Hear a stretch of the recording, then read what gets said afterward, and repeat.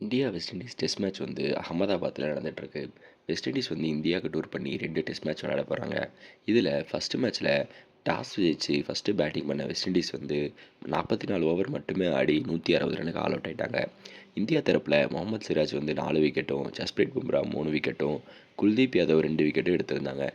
இந்த மேட்ச்சில் வந்து வெஸ்ட் இண்டீஸ் ஒரு இன்எக்ஸ்பீரியன்ஸ்டு சைடு தான் வருது. ஏன்னா வெஸ்ட் இண்டீஸ் வந்து இந்த காலத்தில் அந்த அளவுக்கு பெரிய பெர்ஃபார்மன்ஸ் வந்து எந்த ஃபார்மேட்லேயுமே பண்ணுறதில்ல. ஒரு காலத்தில் டெஸ்ட் மேட்ச்னால் வெஸ்ட் இண்டீஸ் தான் அப்படின்னு இருந்த நிலையிலேருந்து இப்போது டெஸ்ட் மேட்ச் ஆடினாலே போதும் அப்படிங்கிற நிலைமைக்கு வெஸ்ட் இண்டீஸ் கிரிக்கெட் போர்டு வந்திருக்கு. அவங்க எப்படியாவது வந்து வெஸ்ட் இண்டீஸில் வந்து கிரிக்கெட்டை வந்து ரெக்கவர் பண்ணி நல்ல டீமாக மறுபடியும் முன்னாடி வரணும் அப்படின்னு ரொம்ப ட்ரை பண்ணிகிட்டு இருக்காங்க. அந்த மாதிரி ஒரு டீம் வந்து ஒரு இன்எக்ஸ்பீரியன்ஸ் டீமாக இருந்தாலும் கொஞ்சமாச்சும் ஃபைட்டு கொடுப்பாங்க அப்படின்னு எல்லாரும் எதிர்பார்த்தாங்க.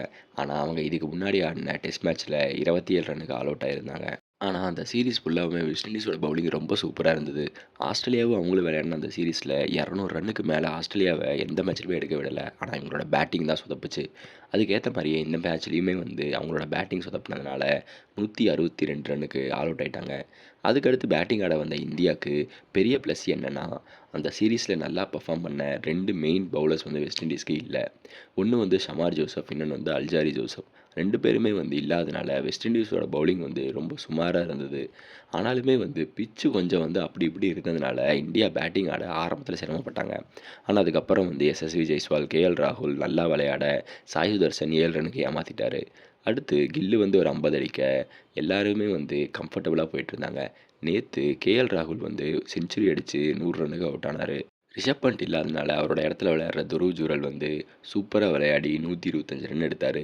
ஜடேஜா கூட ரொம்ப நல்ல பார்ட்னர்ஷிப் போட்ட அவர் வந்து தன்னோட முதல் டெஸ்ட் செஞ்சுரி அடிச்சாரு. ரிஷப் பண்ட் இல்லாதனால இவர் வந்து கீப்பிங்கில எப்படி பண்ணுறாருன்னு பார்த்தா ரொம்ப நல்லாவே இருந்தது இவரோட கீப்பிங். ஸ்பின்னுக்கும் சரி, ஃபாஸ்ட்டுக்கும் சரி ரொம்ப நல்லா கீப்பிங் பண்ணாரு. அந்த அளவுக்கு அருமையா பண்ணி பேட்டிங்லேயும் வந்து செஞ்சுரி அடிச்சது வந்து நிஜமாவே ரிஷப் பண்ட் இல்லாதப்ப அடுத்து இவருக்கு தான் போகணும் அப்படிங்கிற ஒரு மைண்ட் செட்டை வந்து எல்லாருக்குமே கொடுக்கும். அதுக்கடுத்து ரவீந்திர ஜடேஜாவுமே வந்து பயங்கரமா விளையாடிட்டு இருந்தாரு. துருவ் ஜூரல் கூட ஒரு நல்ல பார்ட்னர்ஷிப் போட்டு டீமை எடுத்துகிட்டு போன ரவீந்திர ஜடேஜா ஒரு ஸ்டேஜில் டே முடியிற டைமில் 104 ரன்னுக்கு நாட் அவுட்டாக இருந்தார். அவரு தன்னோட 6வது டெஸ்ட் செஞ்சுரி அடிச்சாரு. கடைசி 3 மேட்ச்ல 2 டெஸ்ட் செஞ்சுரி அடிச்சிருக்காரு. ரொம்ப நல்லா பெர்ஃபார்ம் பண்ணிட்டு இருந்த ரவீந்திர ஜடேஜாவும், கடைசியா வாஷிங்டன் சுந்தரும் வந்து மேட்ச்ச முடிச்சாங்க. டே வந்து முடிஞ்சிருச்சு. இந்தியா வந்து இன்னைக்கு காலையில டிக்ளேர் பண்ணுவாங்களா? இல்ல இன்னும் ரவீந்திர ஜடேஜா, வாஷிங்டன் சுந்தர் ஆடட்டும். ஒரு 6 ஒரு 7 ரன் டார்கெட் குடுப்போம் அப்படின்னு எல்லாம் எதிர்பார்ப்பாங்களா? அப்படின்னு தெரியல. வெஸ்ட் இண்டீஸோட பேட்டிங்கை பத்தி பார்க்கும்போது, இந்தியா ஆல்ரெடி 280 ரன்னுக்கு மேல லீடு போயிட்டாங்க. வெஸ்ட் இண்டீஸ் இதுக்கப்புறம் வந்து இந்த ரன்னை சேஸ் பண்ணுவாங்க அப்படிங்கிற சந்தேகம் தான். மோஸ்ட்லி இந்தியா வந்து இன்னிங்ஸ் விக்டரி ஆயிரும் அப்படின்னு தான் நினைக்கிறேன்.